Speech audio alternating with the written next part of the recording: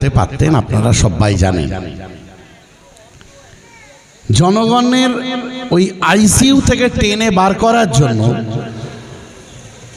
নেতৃত্ব দেওয়ার জন্য তাপসদা যে গান দিয়ে শেষ করলেন, লড়াই করার গান দিয়ে, সেই সংগ্রামে উনি নেমেছেন, সেই লড়াইয়ের সংগ্রামে উনি নেমেছেন। আজকে যদি আমরা সাথ না দিই, তাহলে সেটা কার সঙ্গে প্রতারণা করা হবে? নওশাদ সিদ্দিকীর সঙ্গে না, সেটা প্রতারণা করা হবে আমার নিজের সঙ্গে। প্রত্যেকে আমরা নিজেদের সঙ্গে প্রতারণা করব।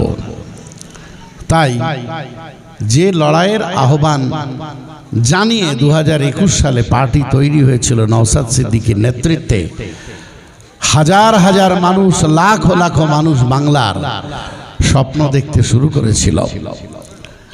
যেন মনে হচ্ছে স্বপ্নটা কিছুটা স্তিমিত হয়ে গেছে, যেন মনে হচ্ছে স্বপ্নটা কিছুটা স্তিমিত হয়ে গেছে।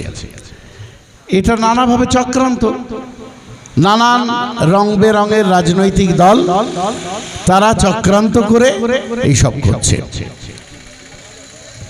তারা প্রচার করছে। সোশ্যাল মিডিয়ার যুগ। আজ সকালেও আমি দেখছিলাম একটা বিতর্ক হচ্ছে, সেই বিতর্কের মধ্যে গুরুত্বপূর্ণ লোকরা বিতর্ক করছে, সমাজের তারা গুরুত্বপূর্ণ ব্যক্তি। তারা বলছেন অভয়ার বিচারের দাবিতে নওশাদ সিদ্দিকী বা আইএসএফকে নামতে দেখলাম না।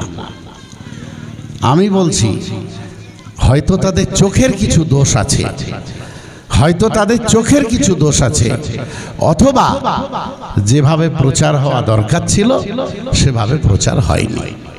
আমি দায়িত্ব নিয়ে বলতে পারি, নওশাদ সিদ্দিকীর নেতৃত্বে আইএসএফ যেভাবে অভয়ার মৃত্যুর প্রতিবাদে, তিলোত্তমার বিচারের দাবিতে, ন্যায় বিচার চাওয়ার জন্য নওশাদ সিদ্দিকী যেভাবে লড়াই করেছেন, পশ্চিম বাংলার কোন রাজনৈতিক দল, কোন রাজনৈতিক নেতা সেই লড়াইটা দিতে পারেননি। তাহলে একটা প্রচার আছে, নেগেটিভ প্রচার আছে। সেই নেগেটিভ প্রচারের একটা সুযোগ আমরা যারা, আমাদের মধ্যে যারা নওশাদ সিদ্দিকীর বিরোধী, তারা সেই সুযোগটা নিয়ে নিচ্ছে।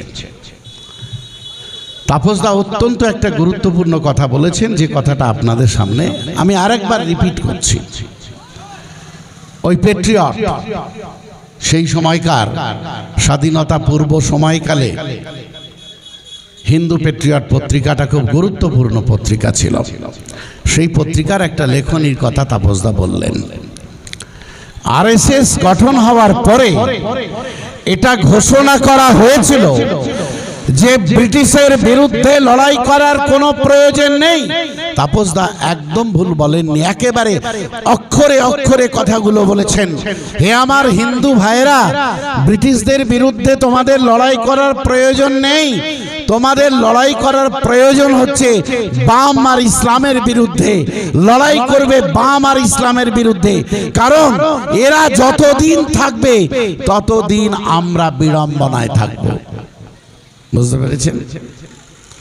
তা পশ্চিমবাংলায় যেন সেই উল্টো প্রতিচ্ছবিটা আমরা দেখতে পাচ্ছি। তাই এদের বিপদ, আরএসএস এর বিপদ। আরএসএস দেবী দুর্গা বলছেন মমতা ব্যানার্জিকে। যাক, আমি ওই প্রসঙ্গে যাচ্ছি না, তাপসদা বিস্তৃতভাবে আপনাদের সামনে রেখেছেন। তা আমি শুধু বলবো যে নওশাদ সিদ্দিকীর নেতৃত্বে যে লড়াই চলছে, সেই লড়াইকে আমরা এগিয়ে নিয়ে যাব কিনা সেটা আমাদেরই সিদ্ধান্ত নিতে হবে। আমি একটা বিষয় একটু বলতে চাই।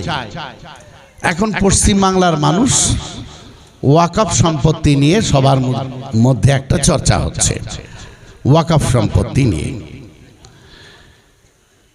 এটা ভাইজান আরো বিস্তৃত বলবেন, আমি ওপর ওপর দু একটা কথা বলছি। যে ওয়াকফ সম্পত্তি নিয়ে আমরা খুব চিন্তিত হয়ে পড়েছি। পশ্চিমবাংলার প্রথম কিছু মুসলিম অর্গানাইজেশন তারাও বিশাল চিন্তিত হয়ে পড়েছে ওয়াকফ সম্পত্তি নিয়ে। আমরাও চিন্তিত।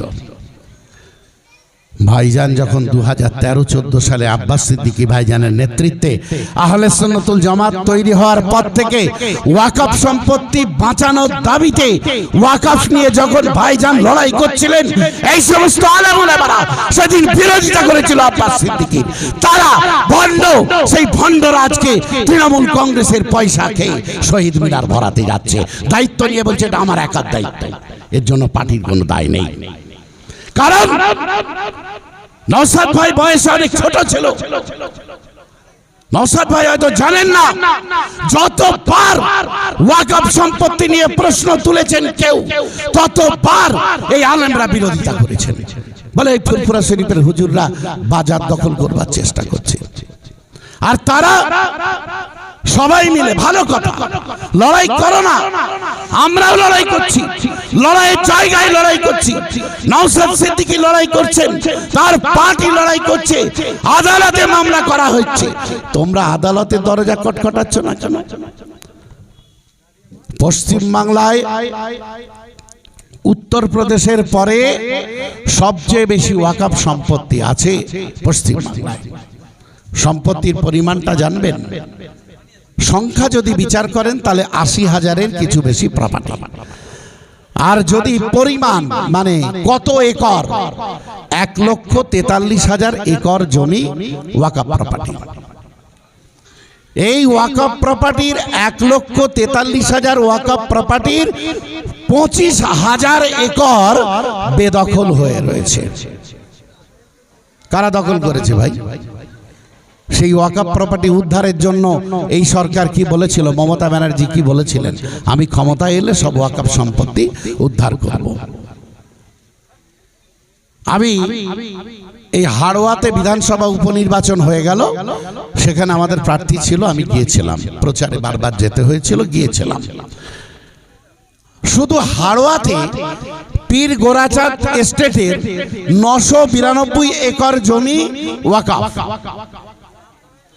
তার মধ্যে বর্তমানে মাত্র 90 বিঘে জমি আছে, আর বাকি সব এই সরকারের আমলে লুটপাট হয়েছে। আমি বলবো শহীদ মিনার একটু কাঁপাবেন, শহীদ মিনারে চিৎকার করে বলতে হবে যে পীর গোরাচাঁদ প্রপার্টি সহ পশ্চিম বাংলায় যে 25,000 একর জমি দখল হয়ে রয়েছে, সেগুলো উদ্ধার করতে হবে। তো ভাই, না একটা সভা করে তারপর ঘর ঢুকে যাবেন সব, না তসবিহ পড়তে শুরু করে দেবেন? একটা সভা করে বাড়িতে ঢুকে যাবে, না নওশাদ সিদ্দিকীর মতো প্রত্যেক দিন রাস্তায় থেকে বাংলার মা বোনেদের নিয়ে, বাংলার বাপ ভাইদের নিয়ে রাস্তার আন্দোলনটা করবেন? সেটা আপনাদের ঠিক করতে হবে। আমি আপনাদের বিরুদ্ধে নই, আমি এতটা খেপেও যেতাম না।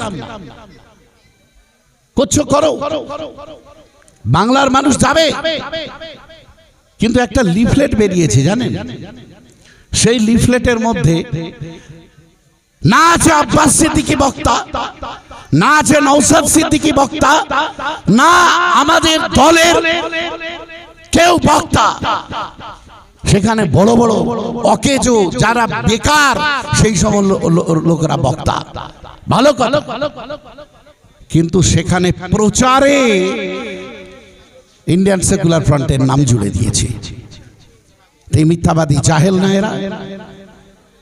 এদের বিরুদ্ধে প্রতিবাদ হওয়া দরকার। সচেতন ভাবে আপনি ঠিক করুন। আমি কথাগুলো বললাম এই জন্য, ঘোলা জলে মাছ ধরতে নেমে নওশাদ সিদ্দিকীদের বিরুদ্ধে প্রচার প্রপাগান্ডা করে আপনাকে দুর্বল করার চেষ্টা করছে। আর নওশাদ সিদ্দিকী ওই তাপসদার ভাষায় আপনাকে আইসিইউ থেকে বাঁচিয়ে বার করে আনার চেষ্টা করছে। সঙ্গ কার দেবেন? আপনি ঠিক করুন। আমি আর 5-7 মিনিট সময় নেবো ভাইজানকে বসিয়ে।